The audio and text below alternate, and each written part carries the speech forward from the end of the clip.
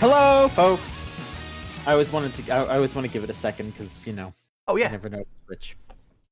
But hi, everybody. We're here. We are here for the final day of E3 2021. I know that there is technically some other stuff going on tomorrow. I don't care. I'm done. It's been a week. Fuck it. Let's just be done with this. All right. We're calling it here. E3 is done. It's the final day we're doing this. All right. I had to skip out going to Digimon tonight. All right. Yeah, I had to skip out on Wardlow World tonight. Yeah, Oh, we're God. all sacrificing right now. I had my All Wardlow right? hair on and everything. I was ready to go. Yeah, terrible. So we're here to talk about the last day of E3. It was one conference, basically one stream, which was Nintendo's. They had their 40-minute Nintendo Direct. Of course, today it is me, John. I'm here to host the show. With me as co-hosts our esteemed returning friends. We have Maverick. Maverick, you're here. I am. Yeah, it's over. We made it. We did. You survived. I mean, let's not count the next hour because who knows who's gonna just keel over in the next half an hour. There were some Probably announcements today that might end with us being slain. Yeah. Yeah. Christine, you're here. I am. I am here to the chaos is over. The killed E3 is chaos. done. Thank God. Vanquished? Vanquished. E3 devoured. Jack has completed his mission. Chaos is dead. Oh. Thanks, Jack. This one's to you. Yeah, thank you. And of course, we have Rose here, who seems to be at some sort of PlayStation event, even though that I guess doesn't exist. What are you doing, Rose? Oh, you weren't invited? No, I wasn't. Oh, well, they were trying to show me that The Last of Us is good, so they invited me to a special thing where they were going to explain to me why The Last of Us remake will change gaming. Mhm. Rose, that sounds like a It's saw really- trap. It sounds like a jigsaw Well, trick. wouldn't you know it, there's no doors in here anymore. So, Truckman's Well- coming out on a little tricycle. We'll get you out of there after the stream. Okay, Okay, thank so you. just sit tight. yeah, okay. Yeah. So, Solon, also as well, thank you for coming on. Last minute to produce. Scott was all geared up, but there were some technical difficulties, but you swooped in to help us out, so thank you so much, Solon. This is what Scott trained me to do. I'm just Yeah. in case. We got this. All right. Excellent. So let's dive right into it. We have the whole Nintendo Direct to talk about. I thought it was great. I mean, of course I would, but overall, I felt like this was a very well received event, well received stream. We could just dive right in here. First thing they showed up. First thing was the Smash trailer.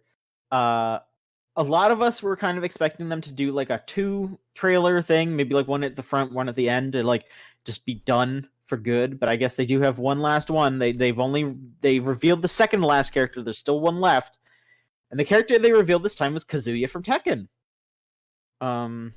Yes. I feel like that was that I think was a really good pull. It's neat that there is a big good collection of characters from all the different big fighting games. You got your Street Fighter with Ryu, you got KOF with Terry, and now you got Kazuya with Tekken. And there's other Tekken characters that people kind of want more. Like there's Heihachi, there's King. There's a lot of different characters, but Kazuya's still a good pick, I feel. Yeah. How do we all feel about Kazuya? I mean, that was the greatest opening to an intro trailer for any of these characters. Just hey, everybody loves the part where he throws people into volcanoes. Let's just do that for everyone. Also, he looks rad. Yeah. I remember talking to a couple of people, and they were like, "Oh, I wonder how I do X move," and then they show X move as part of his move list, and it's like, this is so good. This is so good. Let's just throw him off the cliff and Fuck it's it. beautiful. And have his whole move set. It's so dumb. It's beautiful. Yeah, I'm never gonna bemoan the inclusion of another fighting game character because hey, it's good when your fighting game has fighting game characters. No, in real, I feel like there's a lot of like jokes that get put out between like, oh, is it gonna be a sword fighter or is it gonna be some mascot character? And when you have these additions, it really does help to remind like, yeah, no, this ultimately is a games preservation project to an extent, and so being able to highlight a lot of these characters that fit outside of that mold really helps to like showcase what exactly Smash Bros is about at this point. I agree with that. Yeah, I was really excited about it. I'm not like the biggest Tekken person, but I do like Tekken. So Yeah. I was like, hell yeah. Way more than with Ryu. I think I was like, hell yeah. Even if I think Ryu belongs there, obviously. Right, yeah. Yeah. He looks really cool. His moves look really neat. There's just like every possible Kazuya, like, they have all the different chains and all that. It looks really neat. I'm pretty excited for that. And we're gonna have a full reveal, I guess, with the whole like Sakura explanation on the 28th. So that'll be nice to see. The next thing I wrote down, which I think confused a lot of people, was they did show that the Life is Strange games are coming to Switch, and they had a cartoon, like animated teaser. So people were like, "Is this like a new thing? Is this something different?" But no, it's just those games. They're coming to Switch. I mean, that's fine. Do you feel like this played will? all of them? I don't know. Like, Yeah. I is there a new audience for Life is Strange? Is my thing. Like, who is? I mean, They have made more gays in the time that the first Life is Strange has come out. well, I've played all of.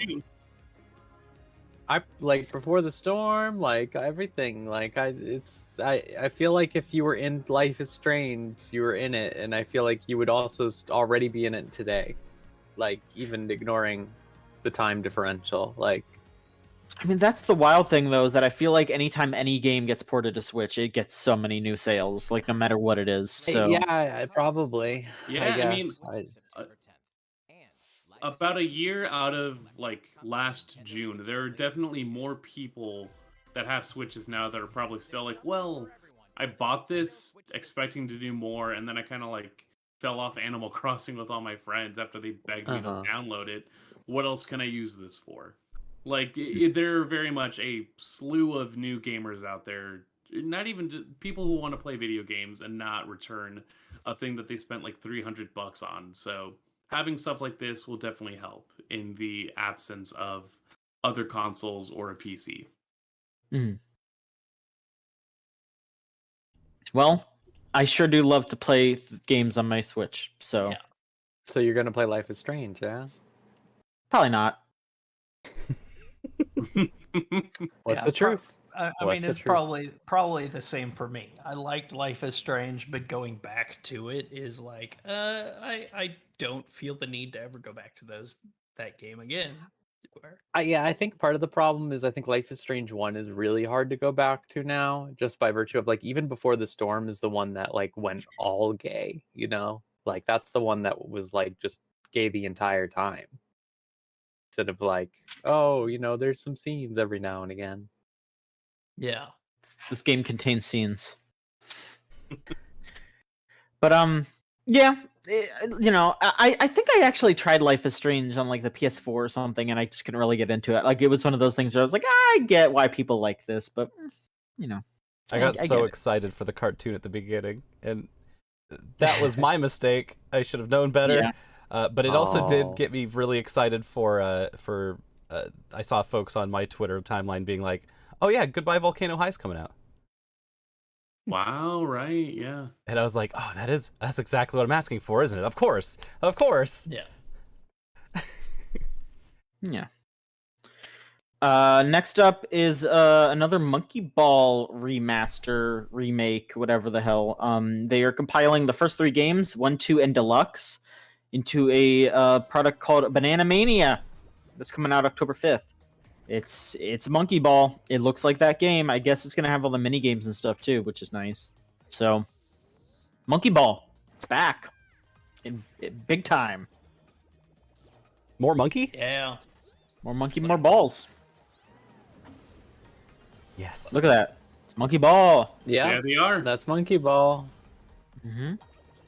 It's old classic, real ass, all the Monkey Ball you could ever ask for. Yep. For a new generation. For This- a new generation. This is how they should have sold Life is Strange also. Yeah. Yeah. For new generation. Yeah. Get new your children. generation of Monkey Ballers. Like- Yeah. And there apparently is a artwork out there that you're going to be able to do Sonic the Hedgehog stuff, maybe, in a ball. Oh. I mean, maybe Eventually. they made Sonic playable in that other Monkey Ball game that came out kind of recently. Mm. They haven't. I think they've just like made a little piece of art to celebrate the Monkey Ball Twitter happening. I think that Yeah. was what that was. But I mean, who knows? We'll see. It's putting Sonic in Sega games seems to be something that they do recently. Like they put him in Puyo Puyo Tetris 2. So Oh, there you go. Was there any Sega contribution from this week that wasn't Monkey Ball? Because E3 was very loud that yes. Sega was Well, here. we'll get to that. Actually, I mean, yeah. I mean, there because was they had it in this press conference. and I mean there was their Age of Empires. Isn't that them? Yep, that's true. That's true. Technically, yes. Yeah. Okay. Mario Party Superstars. That is a kind of another compilation sort of thing here. A lot of compilations, a lot of remakes here, but like some good ones though. I will say, like all of these have been like, yeah, let's get these games that people really love and are like getting really expensive. Let's get them into compilations that should hopefully be cheaper.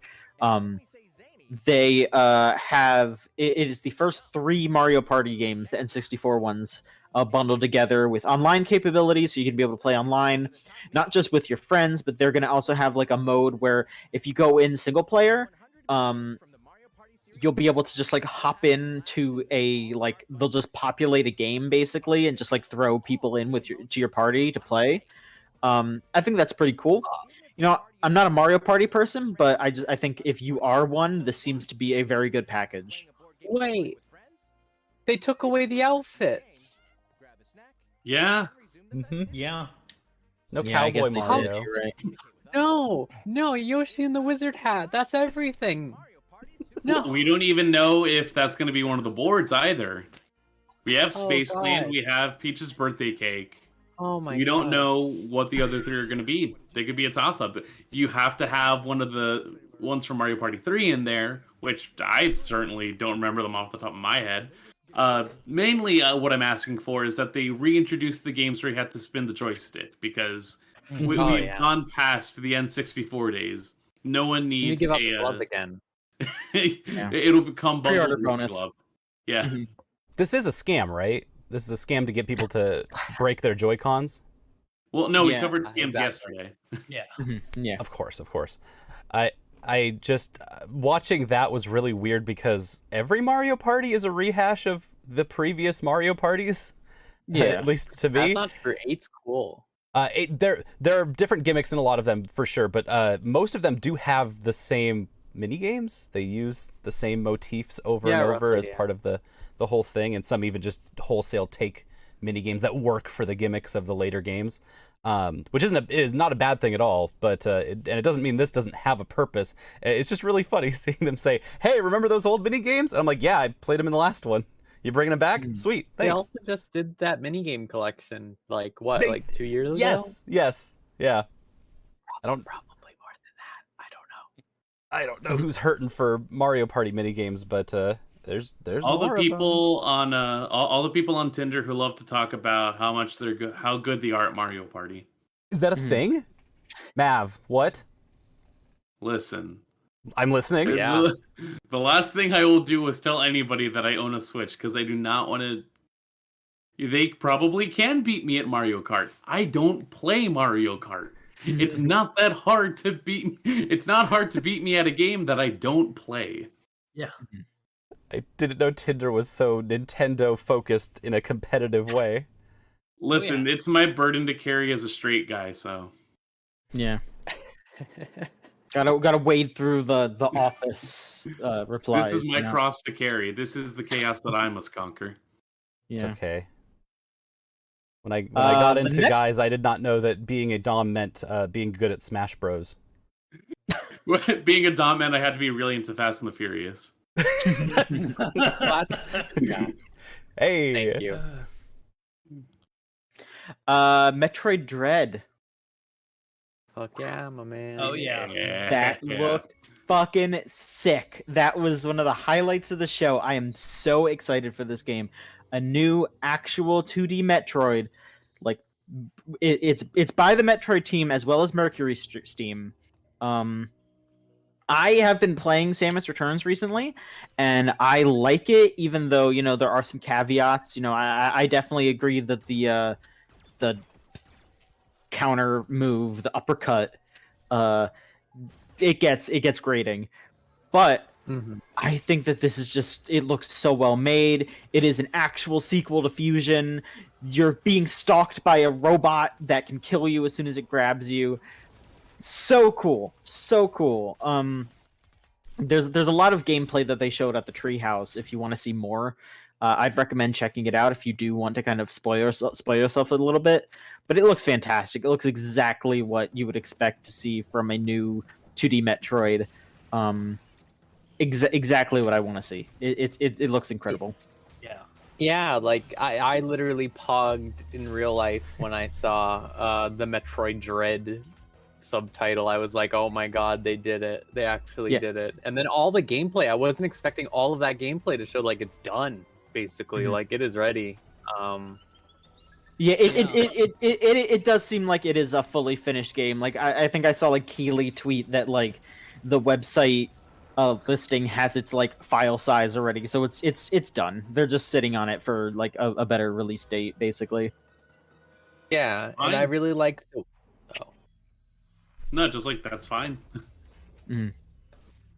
I really like how the whole thing is set up. They showed at the Treehouse thing where it's like you have to get the thing that kills the robot in each zone or whatever, so that you can explore properly. And I think that's so cool. That's such a like you have to just sit there at the end of the hallway and charge up this thing while it comes like walking towards you. It's really good.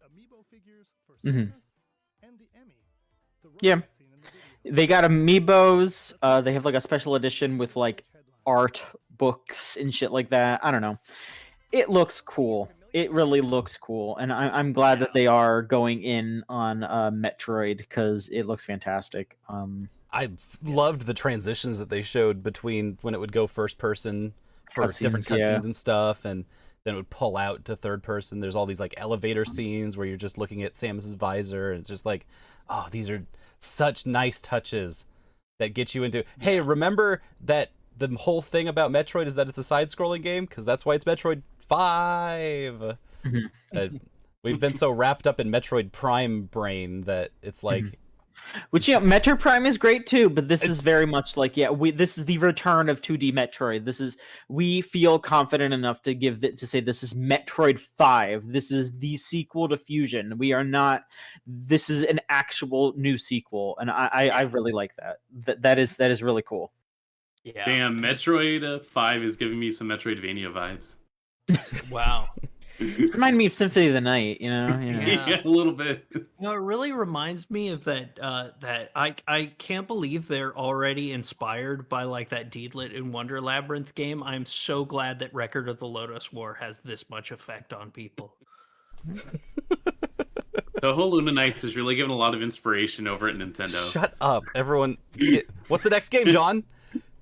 The next game is the new WarioWare. They really just boom, boom, boom. They did not take a break. It was, I mean, you know, there were some like segments here and there for some smaller games, but, you know, it was, It was what it was. I will just say in the chat, it is being pointed out that they only like very briefly mentioned Metro Prime. Like Metro Prime is, it sounds like it's just in like development hell. I think it'll be a long time until they talk about Metro Prime 4. They had to restart. They had to restart the entire game too. We do have to remember that.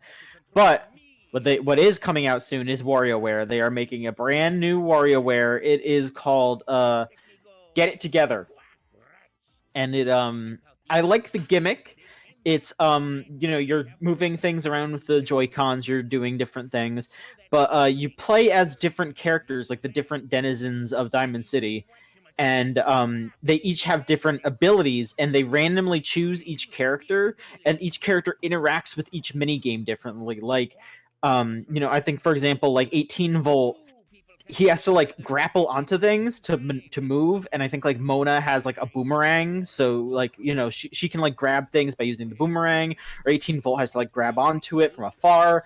Like each character interacts with each mini game differently, so you pick the 3 characters that you play as in each round, and then it cycles through the characters randomly. Oh, Scott's adding in that it's not random. You choose a team of who you want to use, which is even better for me, because I was worried that I would have to like learn every character all the time. That's great. Well, yeah, I mean, that's what I was saying. It's like you pick 3 characters and it cycles through them randomly. Oh, it's just King of Fighters. I get it. Yeah, kinda. But yeah, it looks really good. It's been a long time since there's been a actual Wario. Like again, like I feel like WarioWare is very similar to Metroid. I know that sounds wild, but like there was the compilation game. There's WarioWare Gold, and like that was good, but it wasn't a real new micro games. It wasn't an actual new WarioWare game with a new gimmick, and they are doing that now, and it looks really good. You're doing right by John, Nintendo. Yeah, I mean, they were doing right by a lot of people. I saw like there's a new boss in town. Here's a silhouette. I know exactly what that is. I'm screaming. It's Wario, yeah. It was good. It was really good. It looks great. Yeah, I like all of Wario's outfits. I like that they're really making him a stylish figure. It's always good to see the biker outfit come back out. Yeah. Mm-hmm. And also Charles Martinet just really getting to have a lot of fun on this trailer. Like just real big vibes of him at like that E3 presentation as the big Mario had, and just yucking it up with like execs. Mm-hmm. I saw a lot of people like arguing that Wario shouldn't talk because like they gave everyone like basically full VO for WarioWare Gold. And I absolutely disagree. I think it's really fun hearing them talk, and like Wario is just very funny, and like all the other characters like yelling at him because he's paying them like shit or not at all. Yeah, it's great. It's all super great. It's WarioWare. It's just more WarioWare. It's really fun. I am super stoked for that, and that is that's coming out. That's not that far away. It's only September 10th. So yep. And Metroid's October 8th. I'm wondering if they'll let you make mini games in this one, like they have in the previous ones. Well, they didn't really do that. That was only in DIY, but maybe that would be cool. We we'll see. It'd be a little complicated, but be cool. Yeah. We got another fresh look at SMT5, which is coming out November 12th. Oh, yeah. Yes. That game looks fucking sick. I legitimately rewatched that trailer multiple times just to see how much I could pick up, and there's a lot of stuff in there, like new demons, like which versions of demons they're using. Like they're not using a lot of the Conoco stuff, but they're still using some.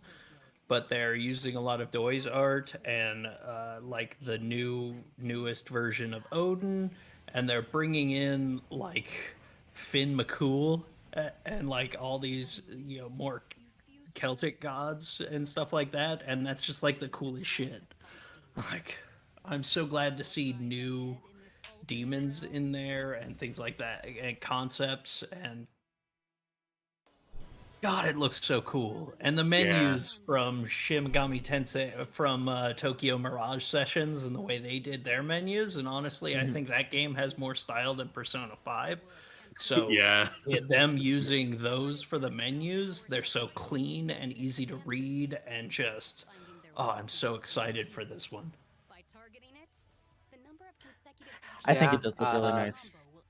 Here's my takes. I think that it rips that they brought back the old press turn system because they got rid of it in 4. And I'm like, yes, give me the old one. That's great. Yeah. I love it. I also really like that it seems like this might be a sequel to Nocturne, because on the Treehouse stream, they were like, hey, this world, something happened 18 years ago. And I'm like... Yeah. And that guy could just be the guy you fused with or whatever at the beginning, could just be Demi Fiend, but he's like 35. Like, who knows? Yeah. Demi Fiend, but he's paying taxes now. Demi Fiend, but he finally got a shirt. It's just good. I'm really excited for this. The only thing I think I'm worried about is that there will be mystical chests again. Because they brought back the night cycle or the moon cycle. Love to run in circles until it says full, so I can open the chest and get the good item. But the main thing that I think is just the demons in the overworld is such a good touch. That is something that I think works really well for SMT. Even if I appreciated like the stuff that they did. Actually, I might be even conflating Strange Journey with 4 in my head. Did 4 warn you when you were going to get attacked at all? In 4 they had like the digital creatures that you could like swing your sword at, but they weren't they weren't like actual demons. It was just like those pixels. Okay. Yeah, I really like this. I think it looks good. It just looks great. The animations all look really good, which is something SMT has always been lacking in, I think. Mm-hmm. Yeah. So it just looks so good. Mm-hmm. Yeah, it's rad. Really nice great hair on that character. Yeah. It's so nice. Like, I hate bringing up Tokyo Mirage Sessions, but it does seem like a lot of this takes more from that than any of their other games, with the animations and the menus and just the overall style, and that makes me so happy. It was a very neat game. Like, just really looked good. Yeah. I don't know anything about this series, but they got blue hair, and I mean, yeah. They got me real good with that blue hair. Yeah, Solon, you got to do the cosplay. Solon, listen, it's just good is the thing. It looks so so clean. All you do is talk to demons. That's all you do. Yeah. All you do is talk to them, and they just say all you do is be a bastard. You're just a bastard. And they're a bastard back. It's great. That trailer showed me everything that I didn't know about SMT as a series and what I needed to know, and like this much time, it was awesome. Mm-hmm. Yeah. And then we got maybe the funniest game trailer, or the funniest game name this E3 is what they're calling the Danganronpa collection, Danganronpa Decadence. They're doing a they're releasing 1, 2, and V3 on Switch. They're gonna have those games separate on the eShop, but then they're gonna have a physical bundle of all 3 of them, as well as a new 4th game, which is a standalone spin-off board game thing. Like, if you I think it was in V3. There was that board game mode where it was all the characters interacting and doing all the little mini games and stuff. They spun that off in its own game. It's called Danganronpa S Ultimate Summer Camp, and that will also be separate on the eShop, but it'll be included on the in the Decadence bundle. And no Ultra Despair Girls. I know that there's some people that are probably upset about that. I mean, as a completionist, even though that game very much frustrated me, and there's a lot of bad shit in that game. They probably should,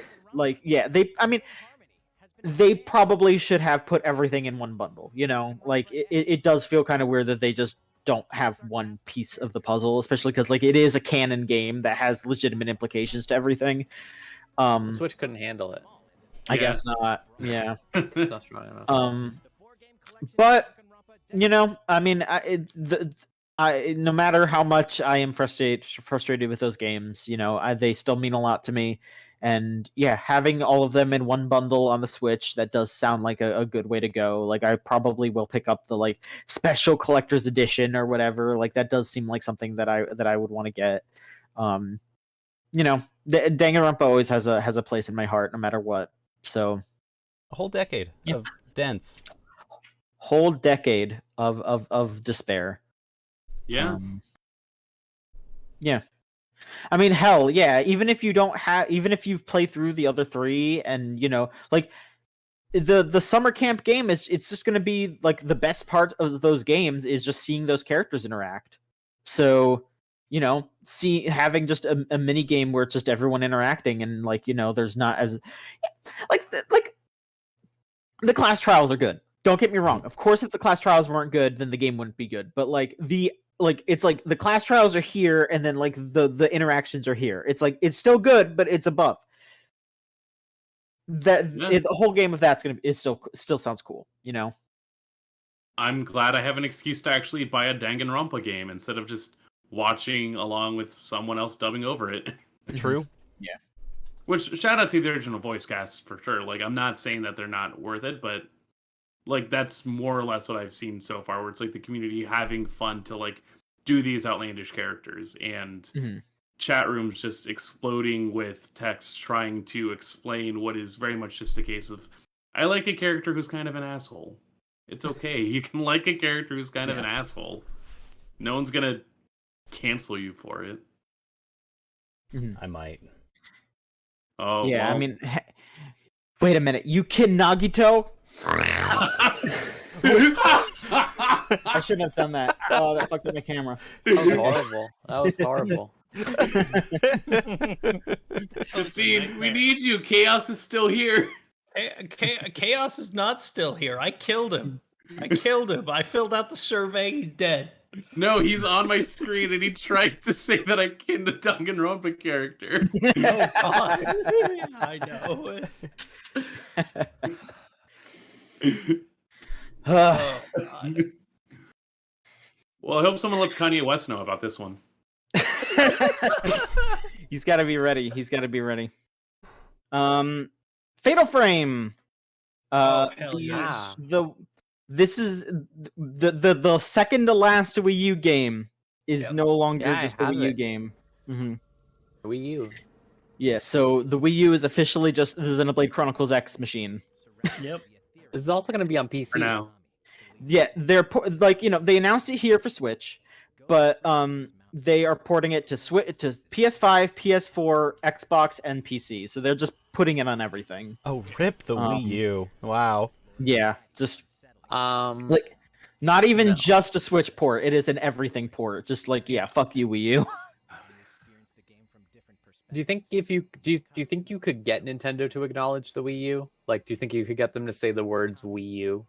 No. I don't think What so was either. that console that the Xenoblade Chronicles thing came out for, and it's still the only one not released? Do you remember what that was, Doug? The new Nintendo 3DS. Yeah. Oh. Look, I'm sorry for laughing at something that wasn't this. It's just I just looked at Twitter briefly and I saw the like thumbnail for Metal Jesus' video like reacting to the Nintendo Direct, and it's the funniest thing I've ever seen in my life. Don't worry, I got you. Yeah, please show that to everybody. Oh God. It's just Awful. Fatal Frame it. Yeah, Fatal Frame it. Damn. It's so good. But yeah. Ah! I'm sorry. Spooky. Technical difficulties. Oh no. He got We're big. getting him. Man, Fatal Frame's giving me some Pokemon Snap vibes. Maverick, stop! Yeah. God. I'm just demonstrating what the Gen Z market is looking like right now. But yeah, it would be cool if after this there were more re-releases of Fatal Frame or a sequel. It would be nice to keep Fatal Frame in the rotation. Yeah, Yeah. it's Fatal Frame 2. Let me play it again. Mm. Like, We got Advance Wars. Advance Wars is back, everybody. Like, come on. What a showing that we can say Advance Wars is back. So, it is a remaster, remake of the first two games, the GBA games. They're calling it Advance Wars Reboot Camp, which is a really good name. And this is being made by WayForward, actually. So, that's really cool. The animation is like I there's some people like arguing over the animation of the army guys because they made it like 3D, look kind of like little toy soldiers instead of like the pixels like it used to be. But I'm just super into how gorgeous the CO animations are. Yeah. Those look so cool. It is fucking amazing. Like, of course it's WayForward because they put so much effort into each character's portraits. It looks so nice. So, I hope this is, successful. I mean, the price is a bit much. They are asking for $60, but ooh. yeah, it still looks really, really nice. And it's got 4-player online. So that, that's more than what the original it's more than what the original Advance Wars was. Like some people were like, "Oh, but I could just get it on Wii U for $16." It's got online multiplayer. It's got really, really nice hand-drawn visuals here. Like, I get it. And also, maybe they'll make another one after this. I would love for them to make a new one. Does this set a precedence to give us more Advance Wars? I would like hope. Let WayForward be in charge? Yeah, give it to WayForward, because that was the whole thing, was that Intelligent Systems was like, we don't want to do it because we'd have to like you can't have like tanks date people or whatever. That was their excuse. They were like, because they were like, we can't make it like Fire Emblem. Yeah, and it's like we can't have somebody have a baby with a tank and a it's helicopter. like A, shut up. B, all of these characters, like, they made all these characters in advance. Like, WayForward made all these characters hot. So if they wanted to do dating stuff, they could just do it with the COs or whatever. They don't have to be the like characters, like just. But I don't care. It doesn't matter. Like, I think what WayForward's doing is great. Like, just do this, prove them. Like that seems to be what Nintendo's doing. Like, they did it with Mercury Steam here, where it was like, yeah, here, remake one of our old games. Prove yourself, and then once you prove yourself, we will let you just make your own. So I hope that's what they do. Like, I hope that after this, they just say, yeah, make your own Advance Wars now. Just do what you want, because that was the thing that was a bit of a bummer with the like later Advance Wars, was they started to become way more serious. Like, there was like Days of Ruin and all that was way more dour. So I hope if WayForward keeps up with it, like WayForward's super like a chipper, like all of WayForward's games have a lot of pep to it. So it would be, well, most of them I should say, but like WayForward definitely has a history of, just making cute, fun games. So I would love to have more Advance Wars by WayForward, as long as they keep the gameplay strong and the animation strong, and I'm sure they will. Mm-hmm. Yeah, like. I mean, just from what they showed off, the game looks adorable. Like, great. Like, the animations were good. The character portraits were great. I can't wait to get my hands on that, because like the last one, still being Days of Ruin, is like, what? How many years ago was that? Forever. It feels like. I'll also say that like anyone that's complaining about the art style obviously hasn't seen anything about Battalion Wars, which oddly enough is where I get my pseudo interest in the Advance Wars series, I guess. But no, it all looks fun. I have nothing but high hopes for this kind of a series, especially now of all times. Like, it just makes sense. Yeah. I mean, honestly, a game that plays like Battalion Wars would be cool too. Battalion Wars is pretty good.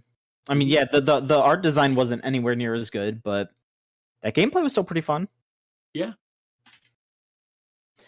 And then the last bit of stuff that they showed that, we're going to talk about here, is they had like a Zelda section at the end. They talked about the Skyward Sword remaster that's coming out soon. They showed that again. They talked about the Age of Calamity expansion pass. You know, I didn't really look into that too much, but they talked about how the first wave is coming out on the 18th, and then they're going to have a second wave of DLC in November. You know, I feel like that. Oddly enough, I feel like that game passed by way faster than original Hyrule Warriors, and that kind of surprises me. You know, maybe people are just kind of sick of that kind of game, but I don't know. Here's what I think it is. Okay, I think Breath of the Wild turned a lot of people on to Zelda who really didn't probably give a shit about Zelda for a very long time, and the people who played Hyrule Warriors were Zelda heads, you know, or Dynasty Warriors heads who are already familiar with the genre and are going to talk about it for a while. But here it was either people who like just finished the story and went, "All right, it's done." That's just more Breath of the Wild. But you got to take Christine. What's the word on Age of Calamity stuff? I've got to take the problem with the Hyrule Warriors games is that they don't do anything with the Muso formula, so a lot of us Muso heads are just like, well, I don't really need to play that much because it does nothing new. It is just a generic Dynasty Warriors where I could go, okay, I can go play Warriors Orochi 4 or 3 and get like 4 different games in one, like, or something unique instead of, you know, and it's the same with like, you know, the Persona spinoff. That's popular with both fans because it does something unique with the formula and different.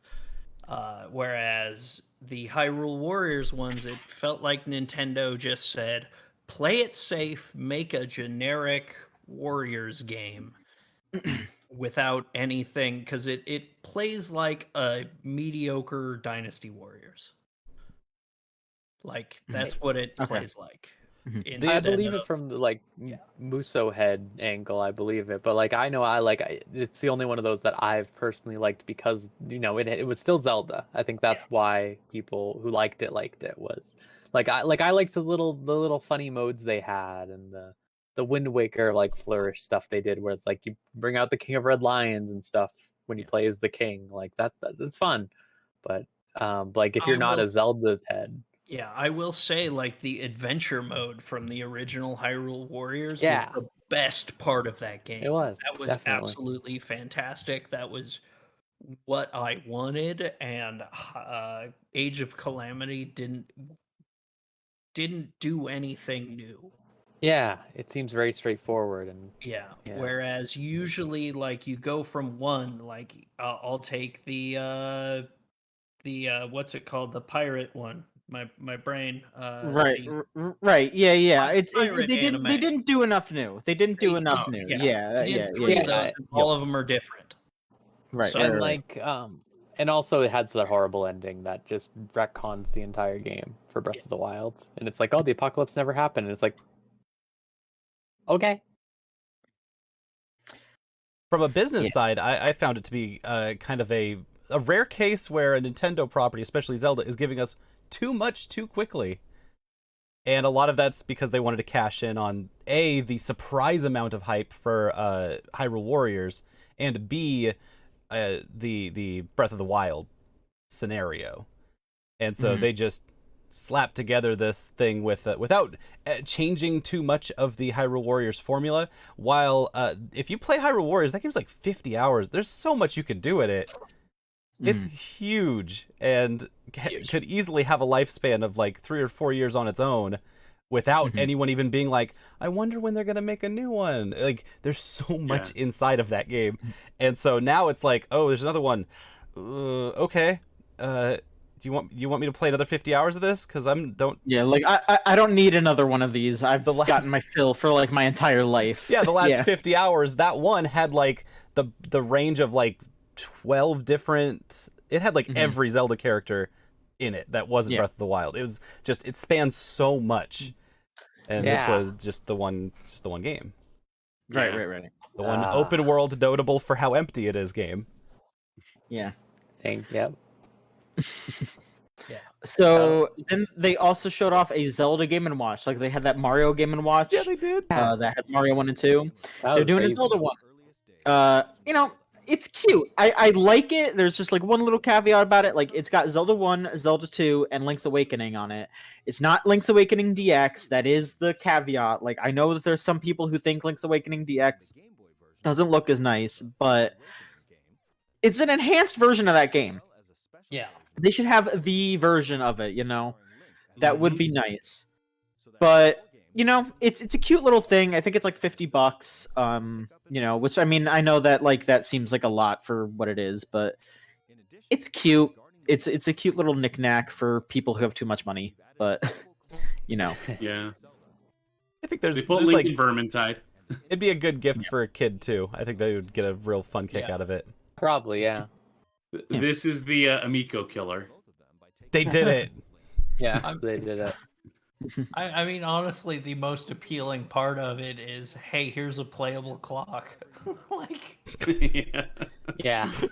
I mean, you know, I'm sure that there's a way to hack it. You know. Oh, you feeling okay, John? Just a little sick, a little under the weather. Yeah, I gotta. Happens. That's the E3 fever that's setting in Yeah. from overexposure. Yeah. And then they showed off a trailer for the sequel to Breath of the Wild that they say is not going to be called Breath of the Wild 2. It's going to have a new subtitle, but it is the direct sequel to Breath of the Wild. It looked like Breath of the Wild, but with sky stuff now. You could be in the sky, and Zelda's in a hole. And that's it. Rose, you enjoy Link in This Free Fall. What's your take on this? All right, I do enjoy Lincoln Freefall. You are correct. So here, the time travel mechanic, I think, tells me that the game is going to be time travel focused, and that's the entire gimmick of it. I think the whole thing is going to be that Link goes back in time and he sees the sky stuff or whatever, and then there's also the current day one with all this spooky stuff or what have you. That's what I think it's going to be. If he goes back in time, can you go to that little cave and murk yourself and get a bad ending? I would hope so. I think that would be good. The one thing, actually, that I remembered is he does have a Midna arm. That's Yep. pretty cool. That again, what I was hoping for with this game is I was hoping Zelda had a big focus in it, which you know maybe she does. You know, remains to be seen. But I don't exactly have She's the in a highest hole. hopes for Nintendo. She fell in a hole, like in the She's in a trailer. hole. Like, Mhm. like maybe she does some cool underworld stuff. Who knows? I highly doubt it based on recent showings of Zelda. But yeah. I think like when I saw that first teaser, I was like, oh man, they're gonna do like a Majora's Mask stuff, and they were saying in interviews like we want to do more Majora's Mask stuff where it's spooky, and like there's some of that, but like I don't know. It's just Yeah. like I think they burned a lot of my goodwill and faith in them with the back steps that Breath of the Wild took. That I really have to see a deep dive video to have faith again. Mm-hmm. Because Yeah, just like narratively, Breath of the Wild is such a like. Hey, if you tell me there's not going to be any trans or gay jokes this time, I'll be like, oh, okay, cool. I'm That's glad a that you step fixed forward, that. yeah. 'cause- Yeah. Or the racism, also like, it's unreal. It's I keep watching him slurp through this floor, and it's so funny. yeah, it's like I really like. Again, here's the thing. disturbing. I'm a big Zelda head. I'm a huge Zelda head. Like I've played Wind Waker and Ocarina of Time like 7 billion times, but like, man, Breath of the Wild like destroyed my soul. Yeah. If anything, it made me realize how much I appreciated Breath of the Wild from a gameplay standpoint, and that's more or less the similar aspect that I find here. It made me realize that, like, oh no, this is just a variety of games that I do enjoy and just pick around with, and so if I'm being assured that I'm getting more of that, then that's where my base satisfaction is at. Again, it's cool that he has a little demon arm, basically. Like, that's... Yeah, We here at Video Game Choo Choo, we love demon arms. I agree. yeah, we do. Fact. We are pro demon arms. But More God hands. yeah, who doesn't love a god hand? That being said, Maybe. there's always My demon arm. yeah, there it is. That being said, there's always room for improvement on the narrative itself, and I think for everything that I can say positive, like it's a script doctoring game for me, if anything else. I very much think a lot about what could have been included or what could have been there, and that's the same thing here, even though, we have no idea where else the sequel can go, but based on what's already been shown, I understand the hesitation from a lot of people that are invested story-wise. I think like part of it also is I really hope that they listened to Monolith Soft this time, because I know there were a lot of interviews with the director of Monolith Soft, Xenoblade Chronicles Definitive Edition, where he was saying like, we have to make the map for these games, and we were kind of like really disappointed when they made Breath of the Wild, and like Solon joked earlier, like they didn't put anything there, like they just took our map and just like put like 7 people in it. Yeah. Or it was like, okay, like I guess you could do that. So I hope they listen to them this time and actually like replicate like even just a Xenoblade style of thing where there's like stuff to find that's like more interesting than just a shrine. Yeah. A shrine, a random merchant walking down the street, get 300 of these things for a golden poop. Big horse. I don't respect Breath of the Wild 2. I don't like the direction of Breath of the Wild 2, and I also think that this funny floating castle gimmick, that's the whole like thing about this new one, is really funny based on what we've seen from Breath of the Wild 1. You're like, oh, you don't think Link can't get 30 feet up there? I'll show you a Link that'll go higher. You want to? Link's got at this point in Breath of the Wild, Link's got his own space shuttle system that he can use to go wherever he wants. Yeah. Let's see how fast. Like those speedrunners are gonna break this game in like 3 hours. They're gonna like this game is gonna come out and people are gonna be done with it in like 3 minutes. Yeah. Who knows if it's the same powers, right? Like who knows if they didn't like just remove it and give you new ones or something. I'm gonna tell you from here, from what I've seen from Breath of the Wild and how they develop these games, I don't think they changed anything. I don't think so either. I don't. But if it involves working harder, I'm pretty sure they clicked and dragged all of the work from someone else over to the new one. I think like reusing the castle alone is disappointing to me, because it's like, what does Hyrule Castle even mean anymore in that world, right? Like it was just the Ganon place, and if anything, they're going to add something new that breaks it much faster, like John said, in a way they had no idea was going to happen. Totally. It'll be very fun to watch the speedruns of this. There are definitely parts of this that I think are super neat. Just and even if I don't like this, there's plenty of other Zelda. They don't stop making Zelda, so like I'm not hurting for Zelda. Of all the Nintendo properties, I'm not hurting for Zelda. They don't stop making Zelda. They made like Link Between Worlds. That's the only one in like the last 9 years that isn't Breath of the Wild. Nah, they remade the cartoony little one for me. That was mine. I liked that. I guess you're right. Link's Awakening, that remake was awesome. It is a good game. Yeah. One thing is for sure, we still don't know if Morshu's in it or not. So that's true. We got to see where is he. Keeping an eye on those Guanum hints. It's time for him to come back. He's going to be even more rich. I want a full boss fight. I want to fight Morshu. That's what I want.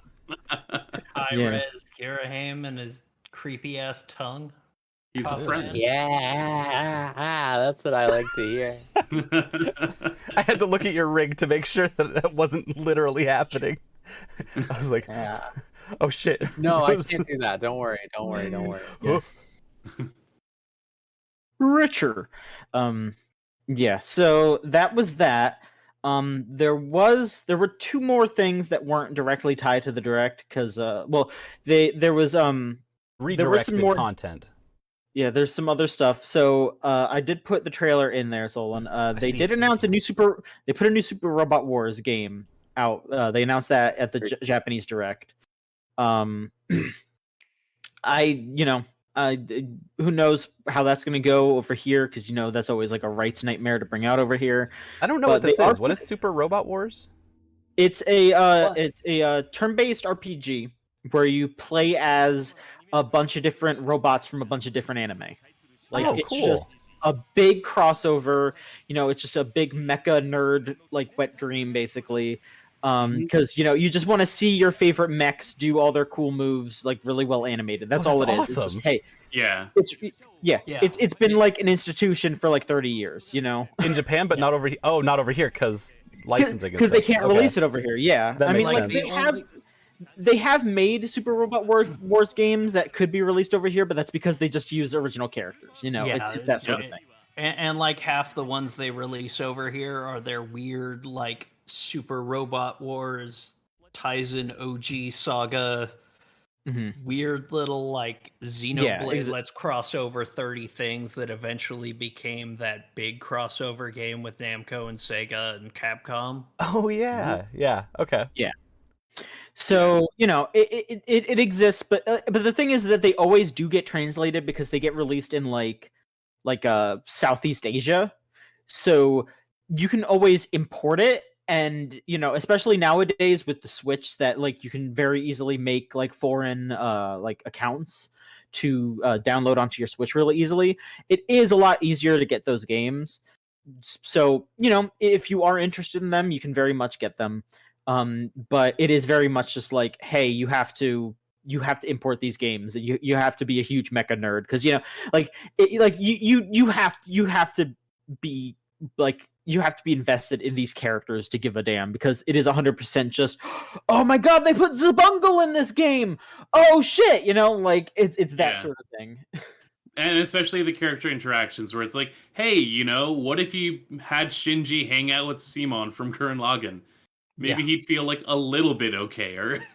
And that's actually one of the games. Yeah, it is. That's and neat. It's great. All of it's great. Yeah. They're good strategy RPGs too. Well, they're decent strategy RPGs. Yeah, they're fine. Quality enough that the novelty of it isn't the only thing keeping you playing. Nice. Yeah.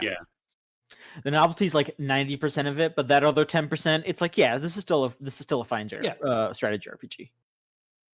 Yeah, if you've played like Christine said, if you've played like Project Cross Zone, it is like that. It is that same gameplay. And then the last thing that we're going to talk about is No More Heroes. Travis is back, baby. We got No More Heroes 3. They could not show it on the mainstream because Travis has a potty mouth. So they had to separate it out after the Treehouse stream. For good boys and girls. Yeah. But it looks so good. It does. It looks digging it. Oh. It looks so stylish. I will say some of the writing didn't really land for me. Like I feel like Suda's trying a little too hard with the meta humor. Like I liked a lot of the meta humor in No More Heroes 2. Like, and like Travis like trying to speak as a gamer, trying to like be like, gamers don't like that kind of stuff. Like I some of that's funny, but like going too hard on it is when it gets a little like come on, but there were so many things that I was just like being a total nerd about. Like, the gameplay they showed us was the 9th boss fight specifically. So like the very first or second one that we're gonna fight, which really establishes your characters and their personalities anyway. So it might be a little over the top right now, and it probably will get more nuanced later. Yeah. I love the UI. The UI looks incredible. They added the Death Glove from the Death Drive from Travis Strikes Again, so he has new abilities that you can equip, and also the different things that you can equip can also like change your stats. There are just like more ways to interact with the game, with the gameplay, than the very basic ways that you were doing it in the older No More Heroes. They wanted to make this a more of an experience. So that is definitely a huge bonus. I love the style though. Like everything about this game is just so fucking slick. Yeah, it is so cool. Yeah, now that we have these Death Drive options, we're used to having like the hack and slash kind of like be the main focus of everything, the push and pull of the sword combat. But just having a button that will like use a consumable and fuck people up is exactly what this game needed, because No More Heroes is really hard. Yeah. Yeah, they very explicitly like talked about how they, like later on in this when they do the boss fight, like the person playing like loses to show like that you can like spin a wheel and then you might land and get like a 1.5 times attack multiplier and like some other stuff like that. There are, ways that they, don't punish you for getting fucked over, because yeah, you're right. Like No More Heroes is pretty hard. Mm-hmm. And like some of that is like on purpose, and some of it is just because like those first two games are really janky. But this definitely feels like it was like there is a lot more polish, I think, in the combat here, just from what I've seen, which is very exciting. I am very, very excited with how it looks. Just like I was watching this like it was great. I loved it a lot. Yeah, and yeah, you get like items that you can collect to like craft new Death Glove chips and all that, so you can pick and choose the things that you're getting for your upgrades. They show some other stuff too. They showed like going to the motel, and that was wild, because now the motel is like 3 stories, and the bottom floor is just like Dr. Naomi's lab. She just has a lab down there now, which is pretty funny. Just a lot of things that I was just sitting there like, oh, they did this, oh, they did this. There's more mini games where you play with Cat Jean. It's great. Yay! Yeah, it looks great. What a good goalie. This game looks just completely rad, completely up my alley. So I'm ready. I'm ready. It's not on that cute kitty. I don't know if I'd say it like that, but sure. Yeah, I'm stoked. I'm stoked. Of course I am. But yeah. No More Heroes. It's not long. It's like a month and a half, 2 months about. Yeah. 2.5 months away. I'm here to show you my cool ass freaky tree and the power up system that you get in this one. Yeah, like my nerd, like they brought back the Hotline Miami arcade machine from Travis Six again. Like, and my buddy from fucking and the guy from Let It Die. Yeah, he's there. When's Uncle Death gonna show up? I want Uncle Death to show up. He's got to show up. He's got to show up. Uncle. Hey, listen, like Suda has been saying this is supposed to be like his big MCU crossover Avengers thing for the Sudaverse. Everyone's gonna show up and wish me a happy birthday. Like it's gonna be Game Master Anthony for Kill the Past fans. That's what it's gonna be.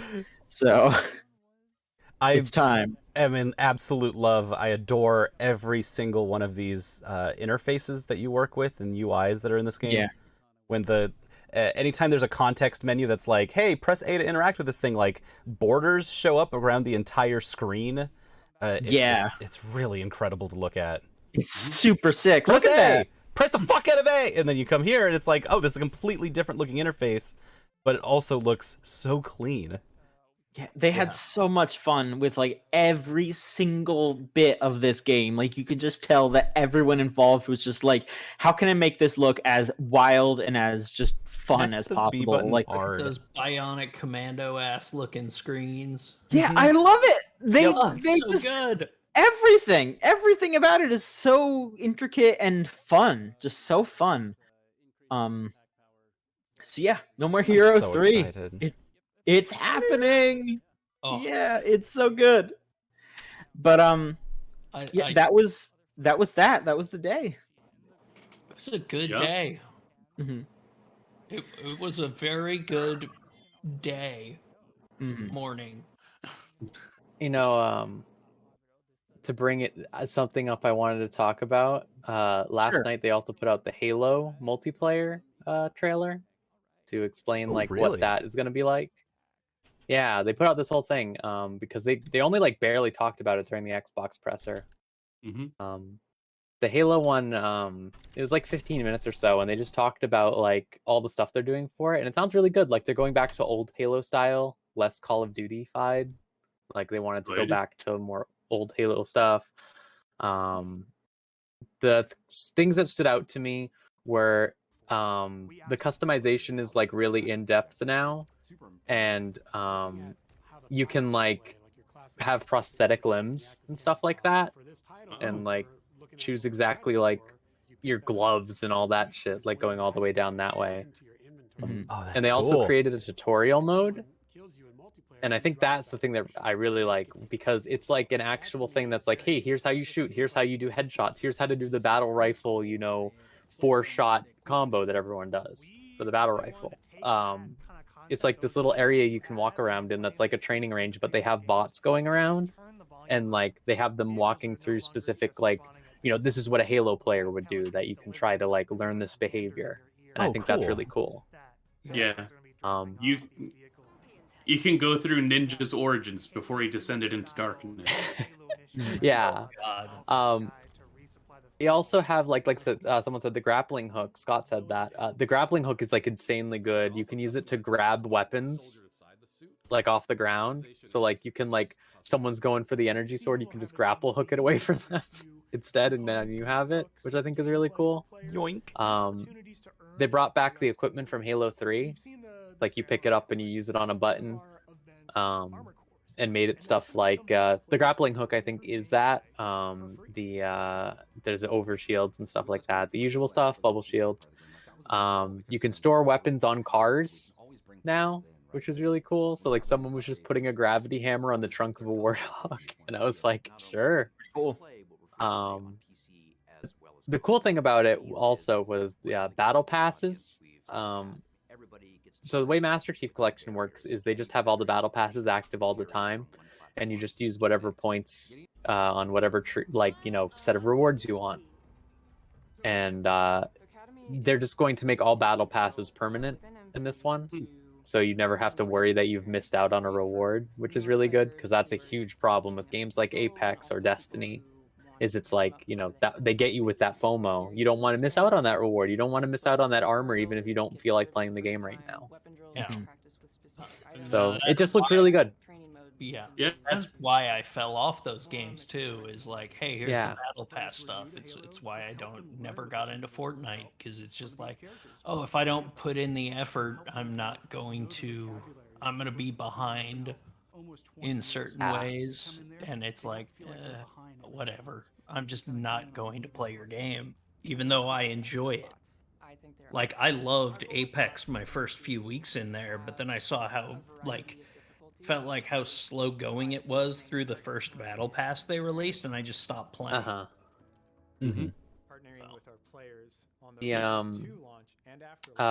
The other thing with customization I forgot to say is they also are letting you pick an AI, because the fun thing about Halo in the books was like the AI go crazy. Like there's like owls, there's like like weird eldritch dudes who are just it's the AIs decide what they look like, and now you just get to pick whichever one you have for your onboard stuff. And I think it just seems like a really well thought out stuff. It feels like something I wasn't expecting out of 343, I guess, given their history. Because like 4 was like whack, 5 was thoughtful but also whack. So I just think like it's really nice to see them get back to like, oh cool, they're actually like moving Halo forward. It probably also helps that these are separate like games, basically, right? Like the multiplayer is its own thing that you download separately, and the campaign's its own thing.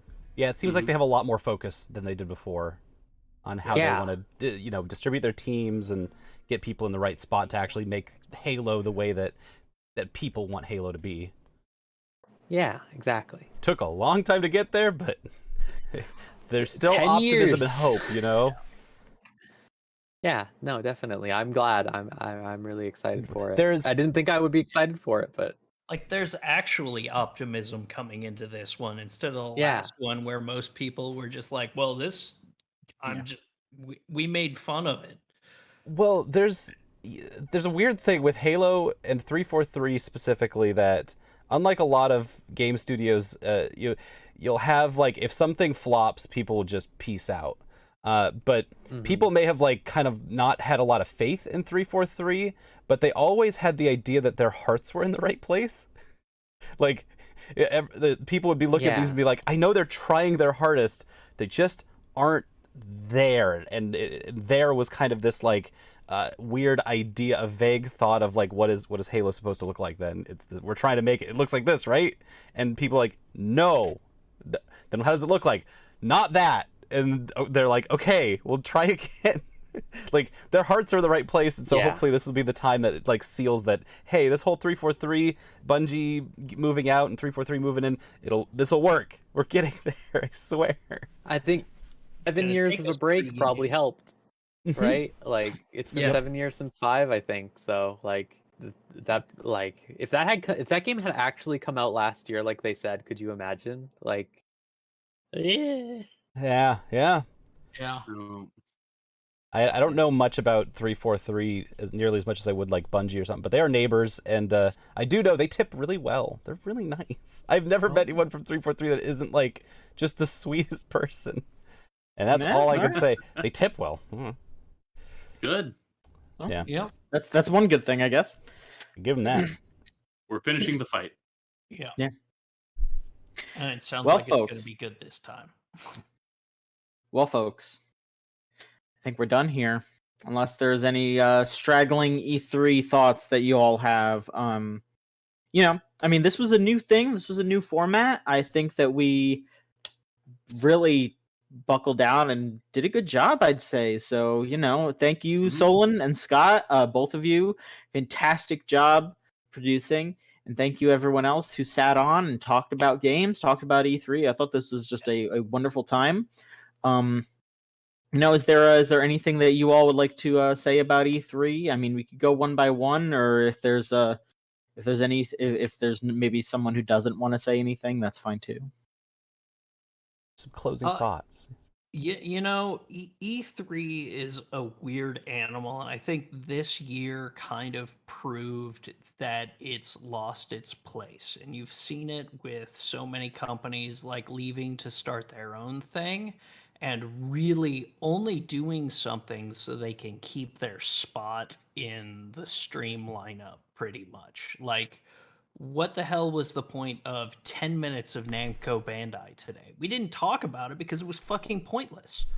It was just 10 minutes of blowing smoke up their own ass so they could talk about their war game and, like, so they could keep their spot for next year. And then you have shit like the Blancos guys coming on and jacking off over NFTs.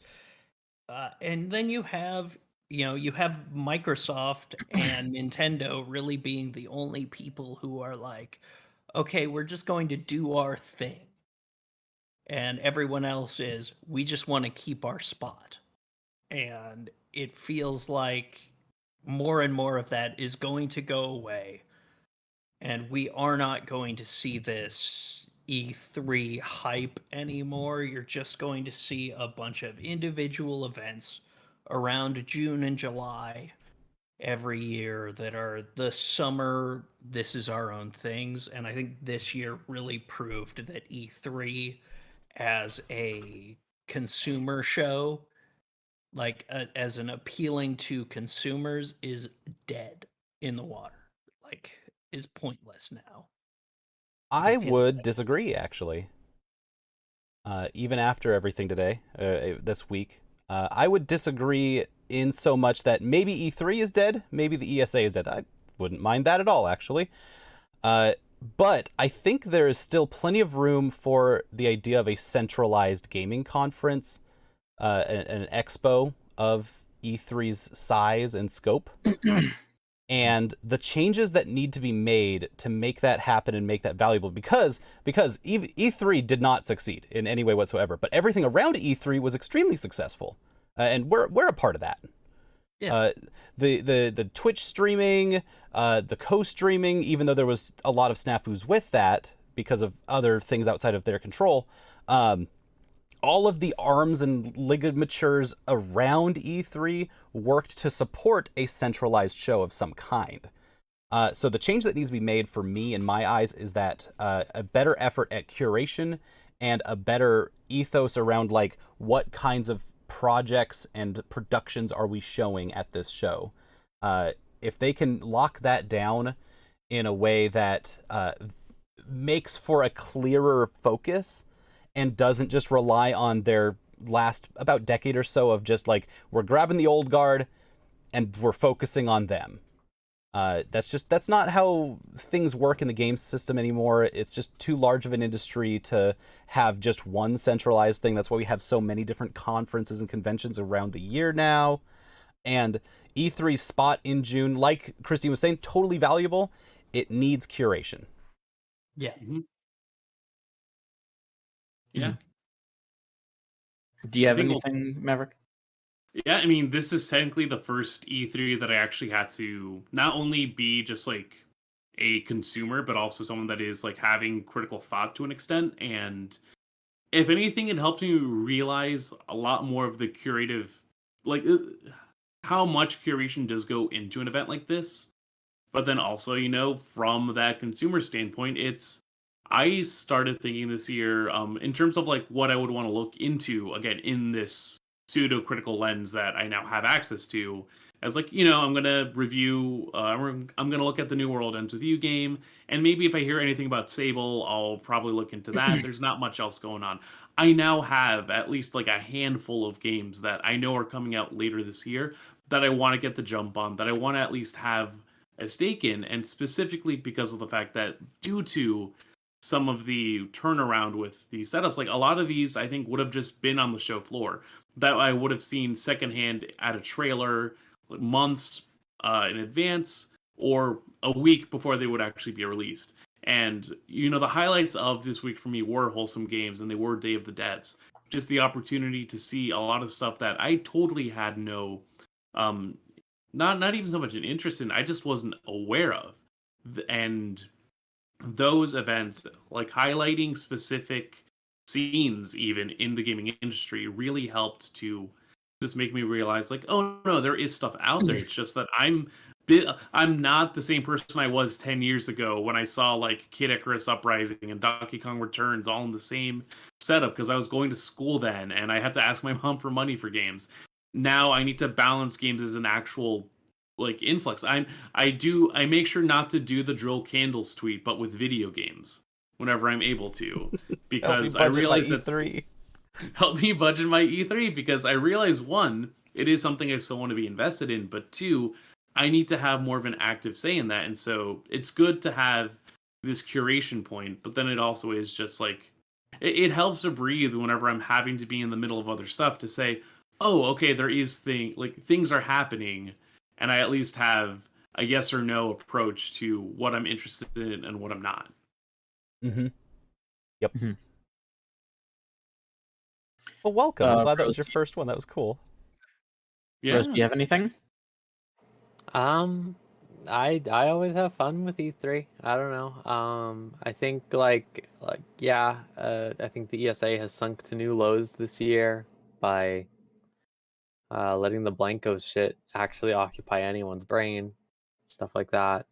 But I think like everything else was fine. I think like again, I've been continuously impressed year after year by how good the Xbox ones actually are, even if I'm not necessarily like all in on their games. Like they're just well put together shows. Like just bump, no wasted time except for Forza.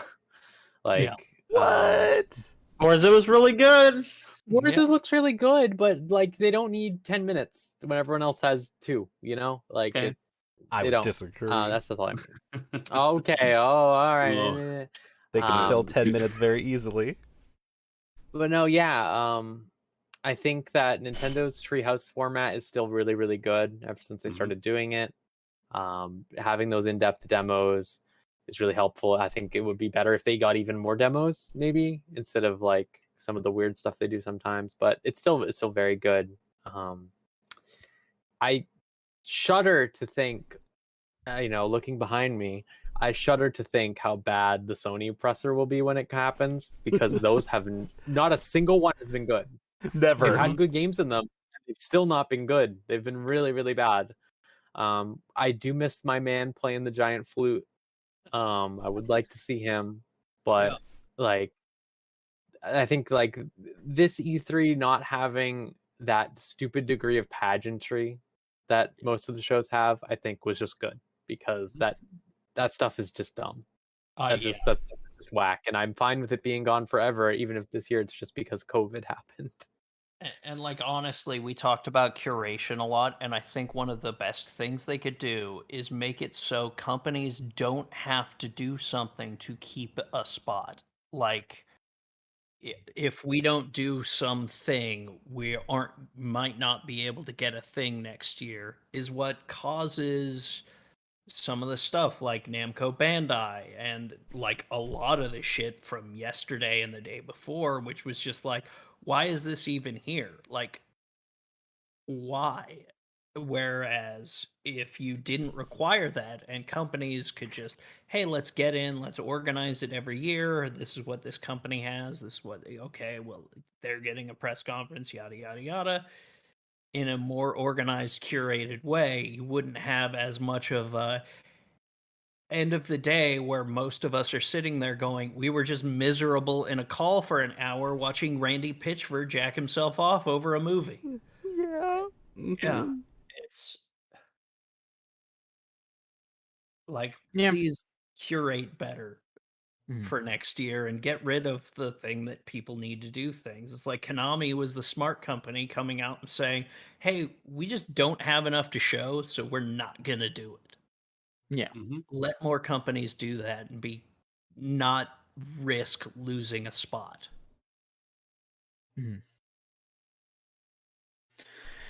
Well, all I'll say is that I really liked the Nintendo conference. That's it. You know, I don't know. It was. I thought it was a fun time to do this. This whole thing was fun. So that's what I'm gonna look forward to from now on. Is just being able to talk with my friends about video games. And that was that. Yeah. I think that should do it. Yes. Thanks everyone for watching. It's been a really good time, but we're done. E3 is over. We're done. We're done. I mean, we're not 100% done. We have to post this stuff, but we'll clean stuff up on our end. Yep. Yeah, we're almost done. So that'll be it. We're gonna take a nice break. We're not gonna do a podcast this week. We're not gonna do the anime podcast for a bit. We're gonna take a nice break because this was a lot. But we'll be back. We'll come back and do some stuff soon. We'll keep talking about video games. I mean, we've talked enough about games for a while, you know. It's been, I mean, we condensed things, but it was still a lot. So, yeah. But thank you all so much for watching. This is a real nice time. And you know, that'll do it. Thanks again. We'll you know, I'd be happy to do something like this again sometime, even if it's not just E3, you know. So we'll figure it out. We'll keep working on stuff. Make sure that you find us at videogamechoochoo.com. That's our website. We got our Twitter account at VGCC. We got our Tumblr, videogamechoochoo.tumblr.com. And we have our Discord server, which I guess is at thegamezone.zone. It still might be broken. I think you might. Oh, I think it's because you have to type it in HTTP instead of HTTPS. Got you. Yeah. Whatever the fuck. Parents' But permission. yeah, you need your parents' permission to log on. I mean, you know, we're not doing anything too rancid in there. But yeah, drop the S. Drop it. Drop the S. And you know, if you like what we're doing here, the best thing you could do is to drop us $3 a month, because we have our Patreon, patreon.com/VGCC. If you do this kind of stuff, that helps us get stuff like these mics and, you know, like webcams, this thing. Can also help us get games too to cover, you know. Any kind of support helps though, so just, you know, spread us around, tell people about us. If you liked what this was, tell people, you know, it all helps out.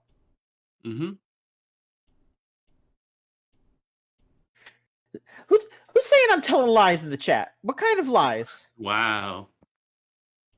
That's not, I'm speaking only truth here. We are trying to do our best.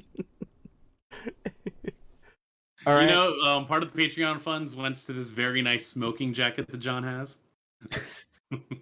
No, I got this in middle school. So, like, Yeah. I'm pretty. No, I don't think it was middle school. I think this is high school. I think this is what I wore to prom. Hell yeah. So yeah, no, this was paid for already. And this is why we are now starting to help John get a new suit fund. Yeah, there you go. And That'll one be- more thing. Yeah. But wait, just One more thing. But of course, there he yes, is. yes. Thank you so much, everybody. Oh God. Thank you so much, everyone, for watching. We'll be back soon with more video game choo-choo content. Yeah, so let it out. Let it go. Free. yeah. Freedom.